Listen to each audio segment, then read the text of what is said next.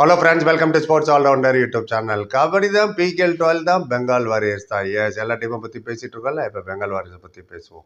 அதுவும் இல்லாமல் தேவாங் அதை புதுசாக ரெக்ரூட் பண்ணியிருக்காங்களே, last year raid best raider award கூட வாங்கினார். அவர் ஒரு இன்டர்வியூ வேறு கொடுத்தாரு, ஹிந்தியில் பேசினார். அவர் ஹிந்தியில் என்ன சொன்னாரோ தமிழில் டிரான்ஸ்லேட் பண்ணிவிட்டு டீமை பற்றி ஒரு ஆளை சலிச்சிருவோம். राइट देवांग என்ன சொன்னார்னா मैंने जब कबड्डी शुरू की थी मैंने जयपुर पिंक पैंथर में था एज ए NYP सीजन 9 और 10 में खेला 10 में मेरा इंजरी हो गया मैं खेल नहीं सका उसके बाद मैं पाटना पैरिस में चला गया அப்படின்னார். அதாவது நான் கபடி ஸ்டார்ட் பண்ணும்போது ஜெய்ப்பூர் பிங்க் பேந்தரில் தான் ஸ்டார்ட் பண்ணேன். சீசன் 9 அண்ட் 10 9 விளையாண்டோம், கப்பும் ஜெயித்தோம். 10ல் வந்து எனக்கு இன்ஜுரி ஆகிடுச்சு, விளையாட முடியல. அதுக்கப்புறம் PK 11ல் வந்து என்னை பாட்னா பேரிஸ் எடுத்துட்டாங்க. ஜெய்ப்பூரில் இருக்கும்போது சாம்பியன் ஆனோம் அப்படின்னு அபிஷேக் பச்சன் நின்று ஃபோட்டோலாம் எடுத்து போட்டிருந்தாரு. ஆமாம், போட்டிருக்கேன் நானும் பாருங்கள். PK 10 சேட் எனக்கு இன்ஜுரி ஆனதுனால என்னால் விளையாட முடியல.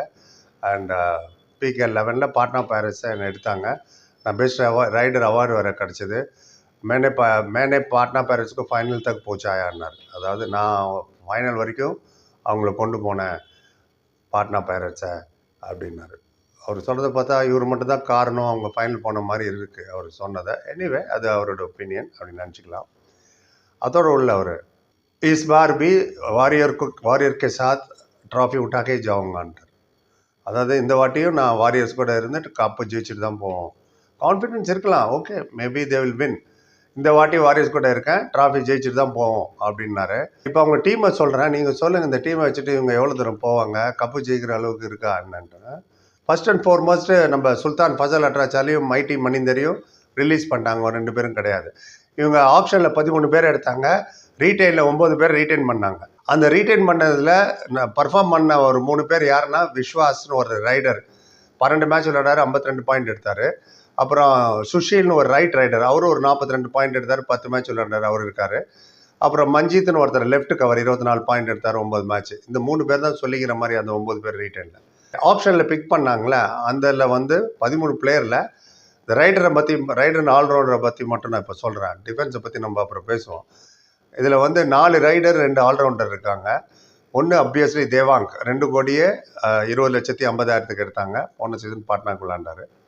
ஹிமான்ஷு அவர் ஒரு ரைடரு, அவர் 39,20,000 எடுத்தாங்க. அவர் தமிழ் தலைவர் கூட இருந்தார் நினைங்க, ஒரு வாட்டி கரெக்ட் பண்ணுங்கள் தப்பாக இருந்தால். அவர் போன சீசன் டபங் டெல்லிக்கு விளையாண்டார், 2 பாயிண்ட் தான் எடுத்தார். 2 மேட்ச் தான் கொடுத்தாங்க அவருக்கு சான்ஸை. அவர் 39 லட்சத்துக்கு போயிருக்காரு. பவன் ஷராவத்து 55 லட்சம் தான், இவருக்கு 39 லட்சம். பர்தீப் நர்வாலுக்கு ஒன்றுமே இல்லை, 0 லட்சம். இது என்ன ஸ்ட்ராட்டஜின்னு எனக்கு புரியல, ஒரு பக்கம் இருக்கட்டும். ஹிமான்ஷு ஆச்சா, இன்னும் இது ஒரு ரைடரு. அப்புறம் உமீத் முகமது ஷான்னு ஒரு ரைடரை ஆப்ஷனில் எடுத்தாங்க, ஈரான் பிளேயரு, C கேட்டகரியில் 13 lakhs. இதுக்கு முன்னாடி ஒரு PKL விளையாண்டதில்லை. ஜாங்லி அவரை பற்றி உங்களுக்கு தெரியும், போன சீசன் அவ்வளோ ஹைப். ஜாங்லி 3 வருஷம் கழிச்சு வராரு, பாரு இப்போ பாரு ப்ரூஸ்லி மாதிரி தான் அப்படி இப்படின்னு. 1 பாயிண்ட் தான் எடுத்தார் போன மேட்ச் சீசன். ஆமாம், ஒரு மேட்ச் தான் கொடுத்தாங்க. அந்த ஒரு மேட்சில் எத்தனை நிமிஷம் விளையாட எனக்கு தெரியல.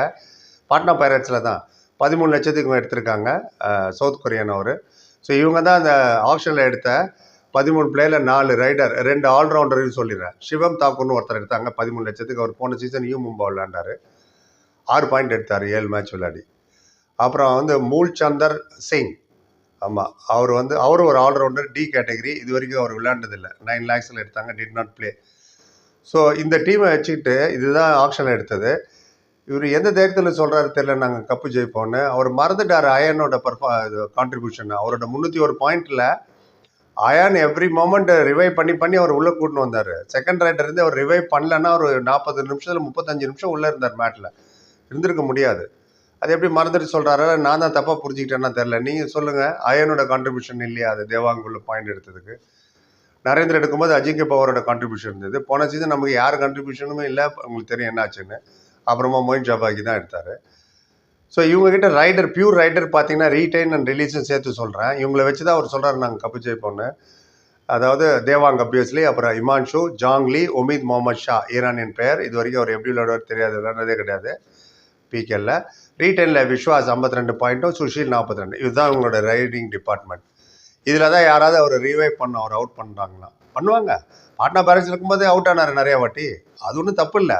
பாயிண்ட்டும் எடுத்தார், செமிடைம்ஸ் அவுட் ஆனார். இவ்வளோ பாயிண்ட் எடுத்ததுக்கு முக்கியமான காரணம் ரிவைவ் பண்ணி டக்குன்னு உள்ளே வந்துடுறேன். 25 நிமிஷம் பெஞ்சில் உட்காந்துருந்தா எங்கேருந்து பெஞ்சில் உட்காந்துட்டு யாரும் பாயிண்ட் எடுக்க முடியாது. மேட் உள்ளே வந்தாகணும். யார் உள்ளே கூப்பிட்டு வரப்போகிறா எனக்கு தெரியல. நீங்கள் சொல்லுங்கள், உங்களுக்கு தெரிஞ்சிருந்தா, இல்லை சார் இவர் நல்ல பிளேயர், அந்த என்வைபி இந்த என்வைபிலாம் சூப்பர், எப்படியாவது வந்துடுவாங்கன்னு. பிளே ஆஃப் போவாங்களான்னு எனக்கு டவுட்டாக இருக்குது. ஆமாம், தெரியல. டிஃபென்ஸில் நிதிஷ்குமார்லாம் எடுத்துருங்க, அதை பற்றி நான் அப்புறம் பேசுகிறேன். நான் அந்த டிஃபென்ஸை பற்றி, ஏன்னா இது ரொம்ப லாங்காக போயிடும். ஸோ தேவாங் ஹிந்தியில் என்ன சொன்னார் தமிழில் ட்ரான்ஸ்லேட் பண்ணிட்டேன். ப்ளஸ் உங்கள் டீமும் ஒரு அலசிட்டேன், நீங்களும் ஒரு அலசி எனக்கு கமெண்ட் போடுங்க. எல்லாத்துக்கும் பதில் சொல்லணும், எல்லாத்தையும் படிக்கணும்னு அர்த்தம். பொறுமை பார்த்ததுக்கு நன்றி. Like, comment, share, subscribe. Thank you so much.